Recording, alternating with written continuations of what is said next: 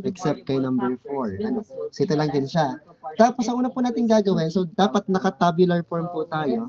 So, for us to compute this, kailangan po muna natin ng figure 1.5 natin. Meron tayong performance. dito, kaya minove ko siya ng konti. Dito ko na ilalagay. Ilalagay ko po dito yung ating opening size. Graph, dun po sa horizontal, nandito yung Clear po. in kilowatts. While Dito sa unang column, doon ko ilalagay yung opening nandun naman size. yung output in kilowatts. Clear, clear. So kung titingnan natin yung Ano pa? figure natin. So, tanda pa yung opening size ng sieve number 4. Sieve number 4 po natin, ang opening size po niya ay 4.75. Tama po ba?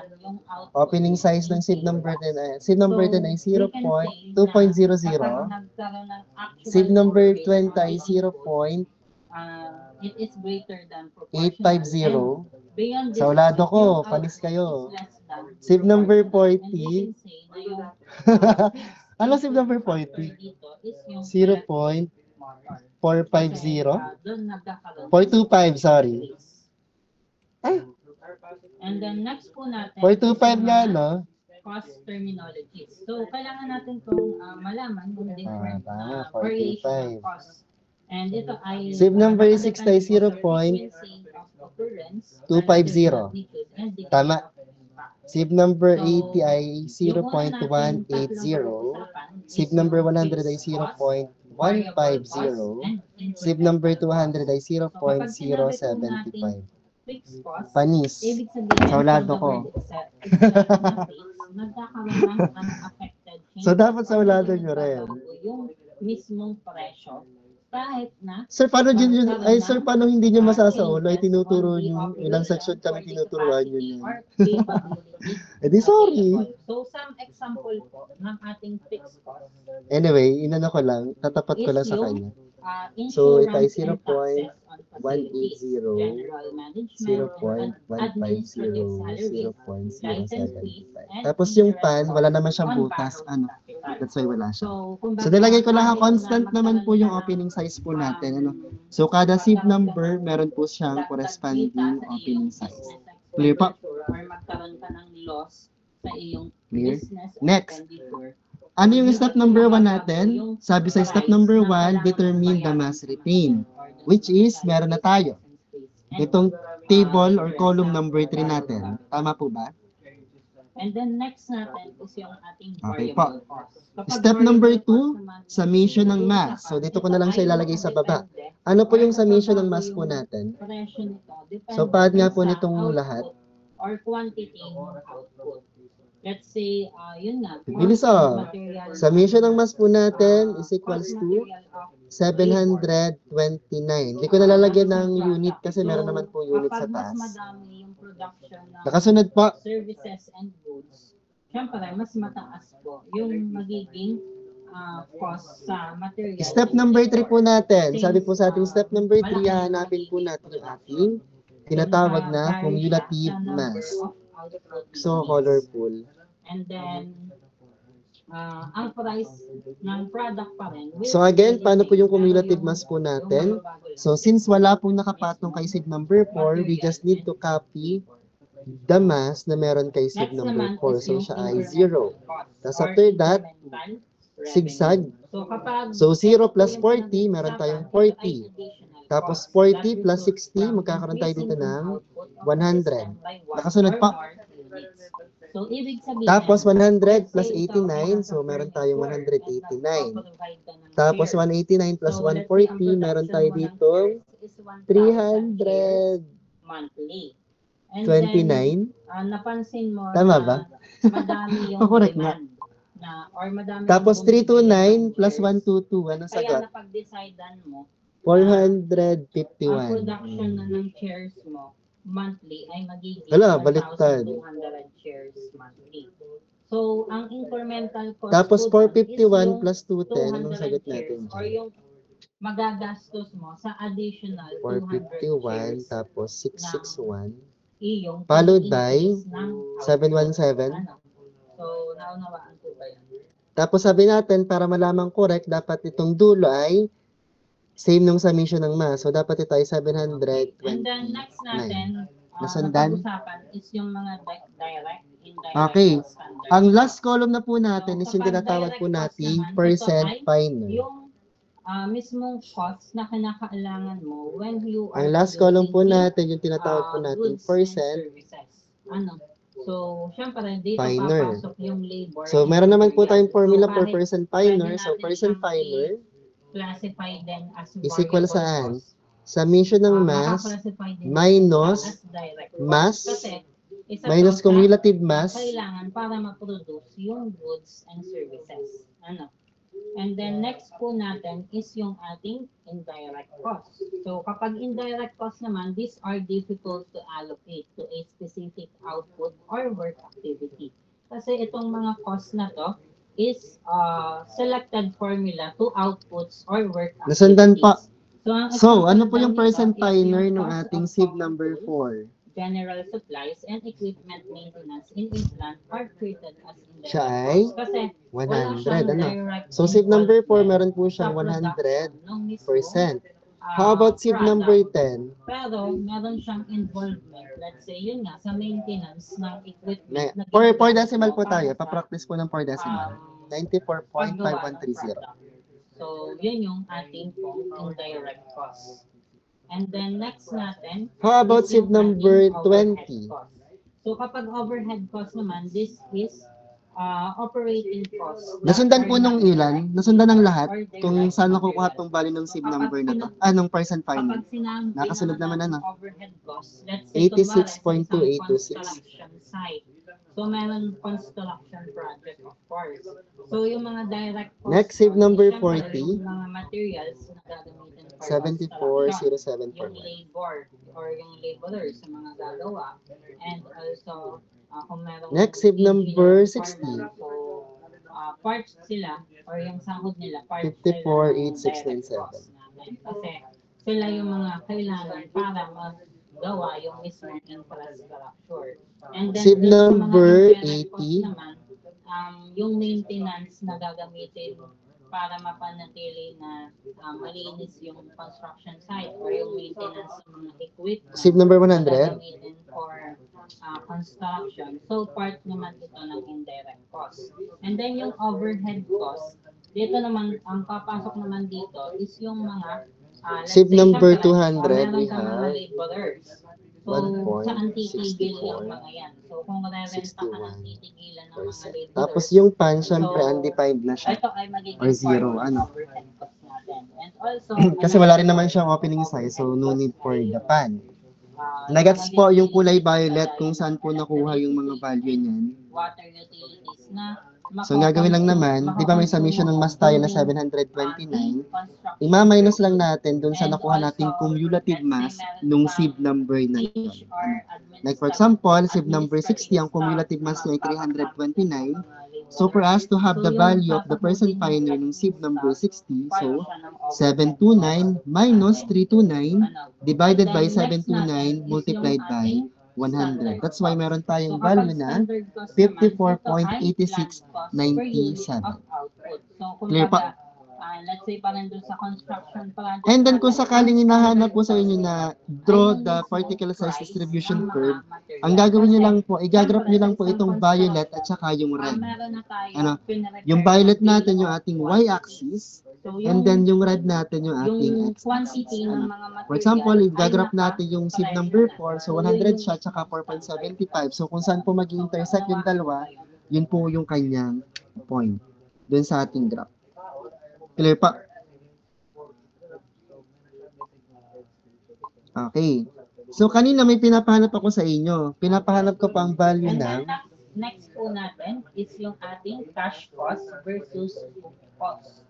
So, pinapahanap ko pa ang value ng D60 ay ito yung D30 at saka D10. So, kumbaga, meron kang... So, paano po hahanapin to? So, paano po namin hahanapin na wala po tayong graph? Kasi kailangan po namin mag-project. So, for us to solve that, or for you to solve that, pakuha po ng calculator, bawat isa. Meron na ako. For the alternatives being analyzed. And then, pataas ng kamay, or pa-open ng cam, patingin kung hawak niyo yung calculator ninyo. ninyo. Cost naman yung pinag-uusapan natin, This do I not have involve mine. cash payment. So, kumbaga ito ay kabaliktaran ng mismong cash cost natin. Sige, But pagka-show nyo, rather, pwede it na kayo mag-close represents ng the cam. recover of Baka yung the iba-ibagong assets gising or over a nahihiya. fixed period of time. So, yung book cost natin na Sige, yung may example close. dyan is Kita ko yung naman na may depreciation mga charge calculator for kayo. the Sige, sige, sige. assets. So, ito Okay. naman dalawang to, madidiscuss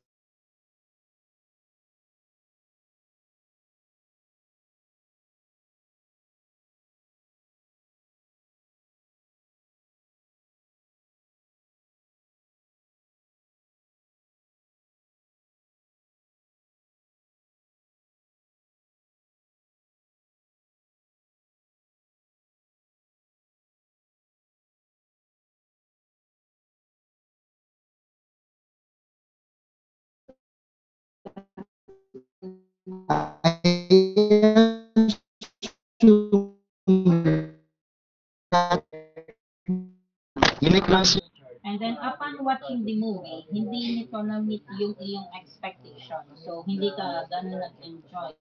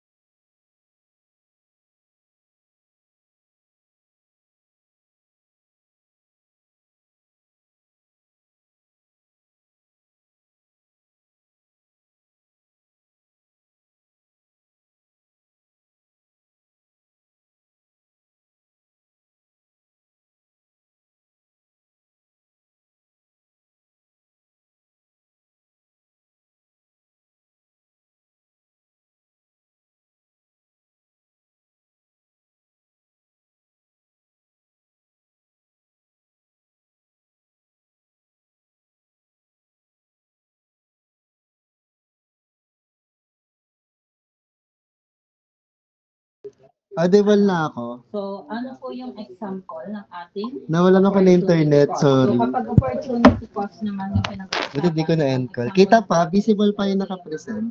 pinagastos nyo for the school. Okay pa. Mga, bago. Okay. So, hawak na yung CalQ. Ang gagawin lang naman po natin dito sa CalQ, pindutin nyo po So, pwede yung siyang pumasok sa mode. opportunity cost. Kasi, meron Pag pong napindot nyo po si possible mode, hanapin nyo po yung later stat or value statistics. value na mas malaki on the future. So, dun sa lumang CalQ siya ay mode 3. Once na mahanap na yung stat or napindot na si stat, hanapin nyo po dyan yung LNX or log or yung logarithmic And then, next naman natin, interpolation. is yung ating life cycle cost. Nahanap na? Ano po life cycle cost ang pinag-uusapan? Ang lalabas po dyan, X and Y. Tama po?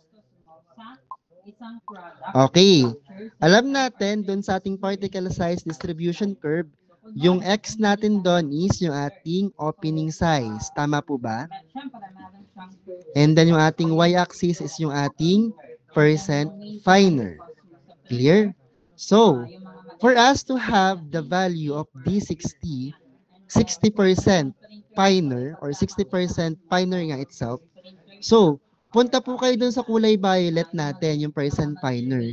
Sa tingin nyo, saan po dyan possible makita yung 60%?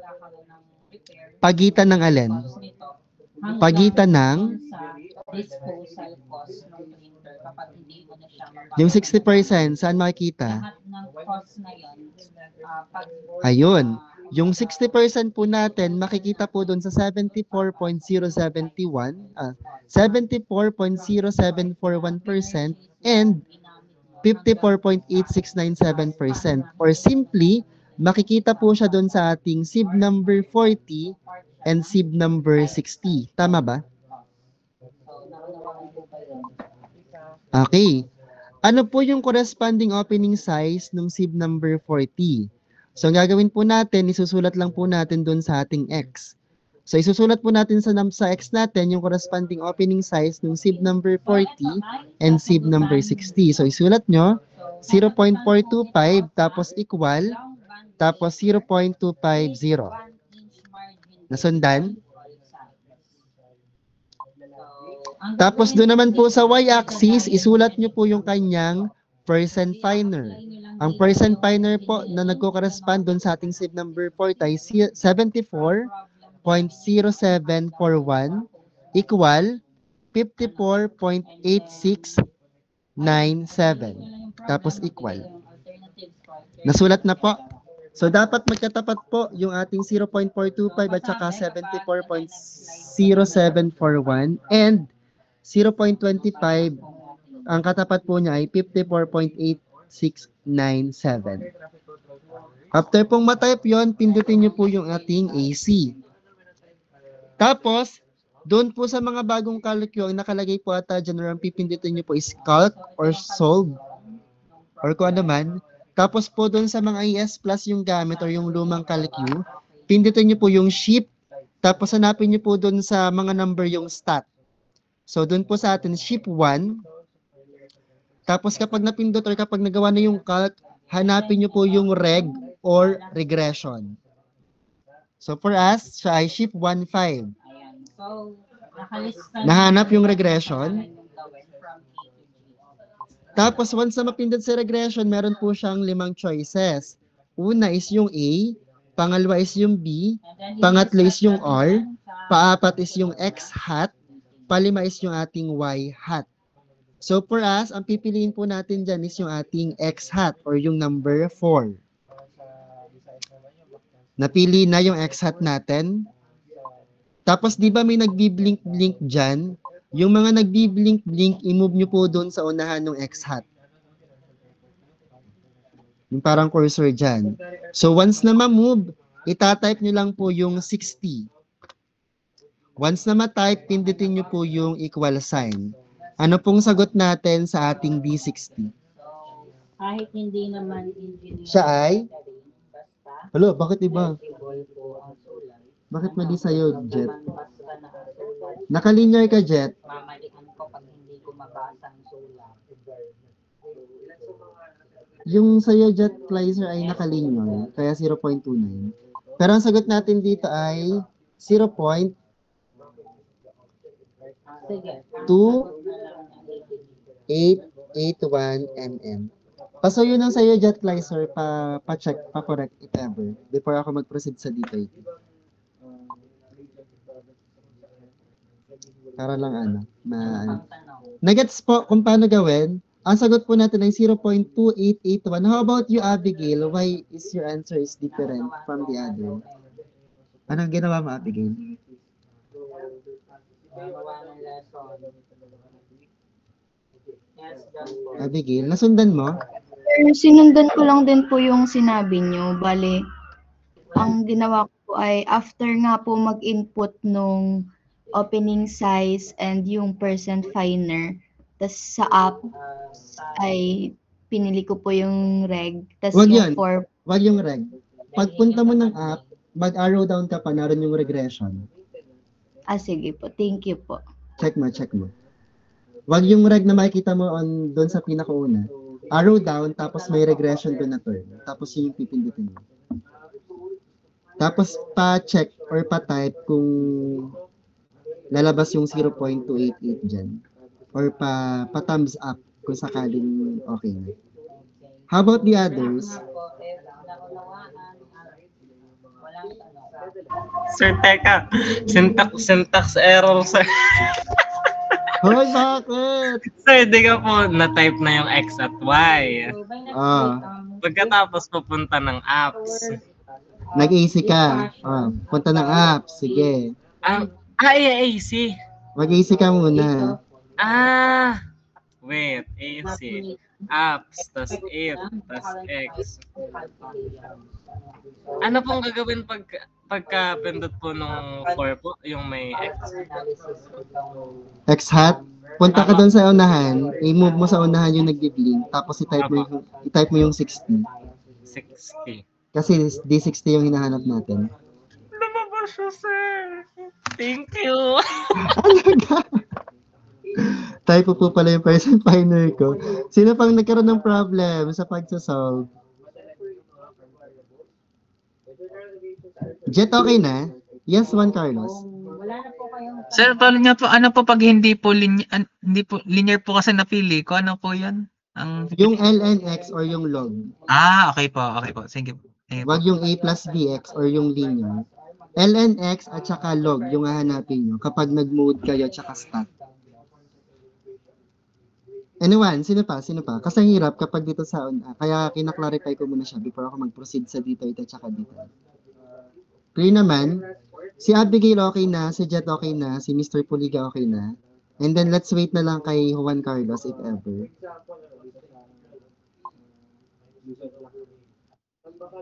Anong naging problem sa'yo, Miss Sheena?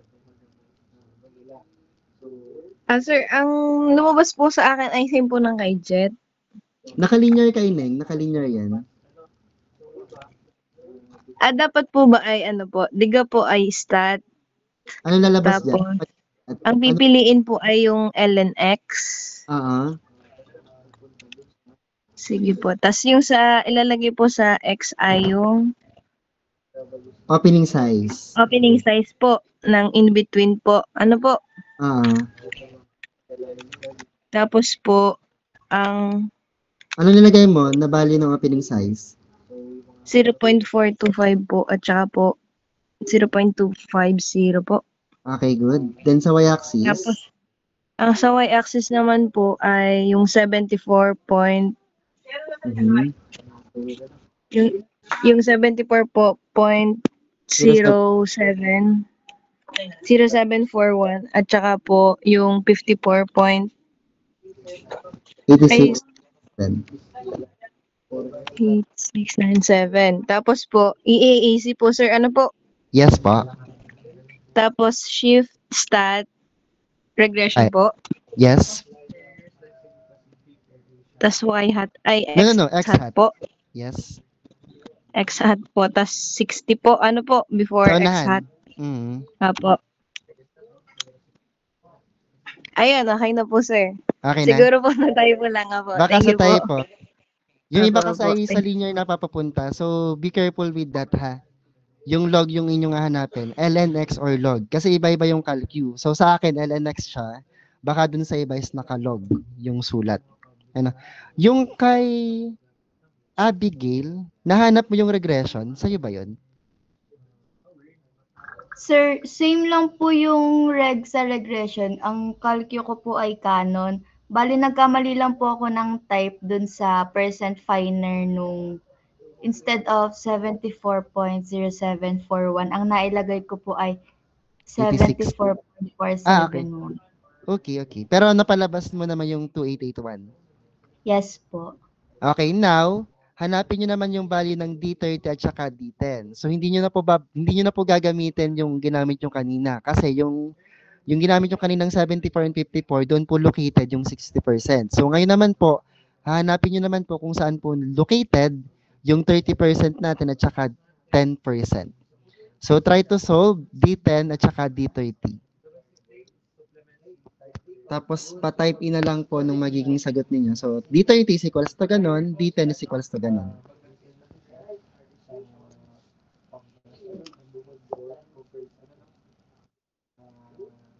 Okay. So, Jet Kleiser already have the value of D10. Sige lang, wag kayo ma-pressure. Okay lang. Take your time. It's fine. Try to solve it on your own. Huwag kayo ma-pressure dito sa mga binibigay na sagot.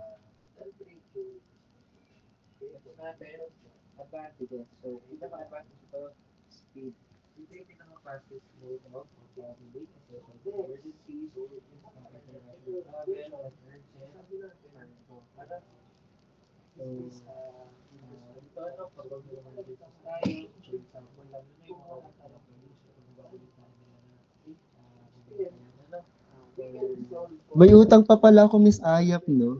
Tama ba? Yung 4 na organization, di ko pa nadidiscuss. Iniskip ko yun kahapon. Tama ba ako, Miss Ayap? Alin po yun? Yung 4 na organization, Parang wala po kayo na-discuss about. iniskip ko siya kahapon. Doon nadaanan natin, pero iniskip ko siya. Okay. Balikan ko na lang. Wala naman po. Balikan ko na lang later siguro. Sige lang, take your time yung iba. answer it on your own. Huwag kayong tumingin dito sa mga nagta-type. Which is, I think, kita naman yung yung kagandahan kung bakit calculator technique yung gagamitin natin. Uniform po yung nagiging sagot po natin. Kasi kung sakaling yung projection yung gagawin po natin, I'm pretty sure or 100% po ako, iba-iba po yung sagot nyo. Kung sakali naman po magkakatulad yung sagot ninyo, so I'm pretty sure nagtularan kayo. Kung sakaling projection. So dito po kung Caltech, iba-iba. I mean, kung calculator technique, sure ako na magkakatulad kayo ng sagot talaga kung nasundan yung proseso ng calculator technique natin. Okay, D10, D30. Okay. Elijah, yes. Do you have question? Sir, bale po if ever nasa mismong quiz for exam, hindi nyo na po i-require yung written solution po. No need na, yes. Okay po.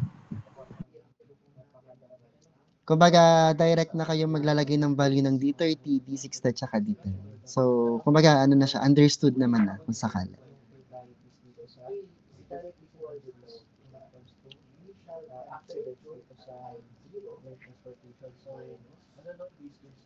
Baka nakasagot si Puliga, himala. Hindi nag-error. Kinapi ko lang po yan, sir, sa sagot nila. Sabi na eh. Joke lang. Nagets po. Halos nakuha naman nung lahat, nung karamihan. Nagets? Nagets? Okay, D10. Huy, D30 yan. Mishina Sarmiento. Bali yun ang D30.